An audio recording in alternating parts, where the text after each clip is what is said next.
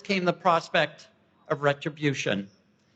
And there was a fear of the Taliban targeting those, even Afghan nationals, connected in any way to a foreign entity. And that included Afghans who had worked for our university. You see, for almost 2 decades, Hopkins operated public health programs in Afghanistan.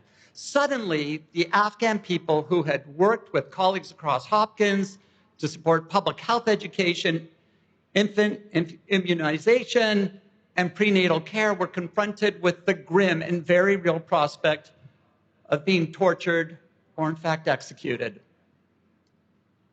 In early August 2021, the emails started to trickle in from our colleagues requesting our aid. After the Taliban captured Kabul, the trickle became a flood. Now, we felt a strong moral obligation to help, but we weren't sure precisely how. We are a university. Our forte is fighting disease, solving complex equations, and interpreting texts, not extracting foreign nationals from a collapsing state. The risks were high, and the odds of success were low.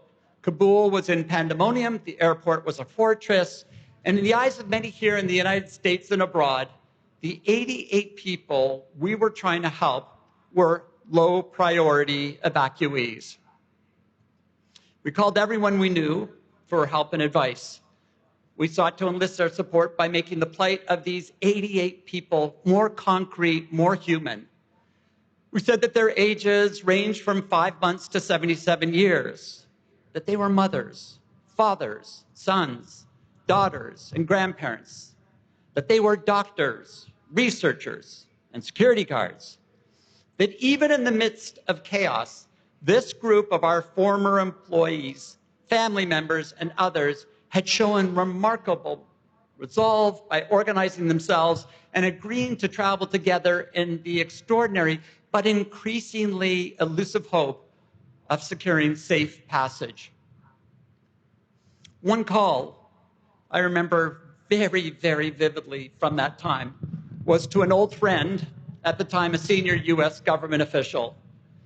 After I detailed the situation, he said tersely and unequivocally that there was no way that these people would be leaving Kabul.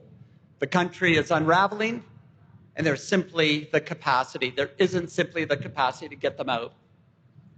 Now, our team was discouraged, but undaunted. At every juncture, the response from anyone who knew the plight of these 88 was clear. If our former colleagues and their families were willing to risk their lives to leave Afghanistan, then we had to do our part to get them out. And what then unfolded was a complex series of individual undertakings that coalesced into something really magnificent, a single unified mission to save those 88 people. The chair of the Bloomberg School's Department of International Health will, with full support of the dean, sent numerous emails organizing the effort and pleading for support.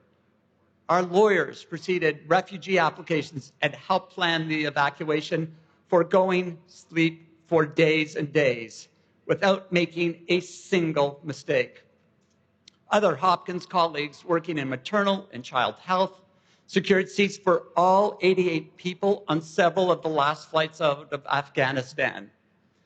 And the Honorable Christine Fox, who is sitting on the stage today as an honorary degree recipient, drew on her vast military experience to lend advice and counsel, and ultimately facilitated a direct link to US military personnel in Kabul.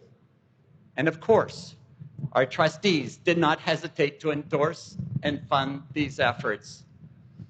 Amazingly, at every turn, more people of common purpose in a far-flung network stepped in without any need for cajoling or persuasion.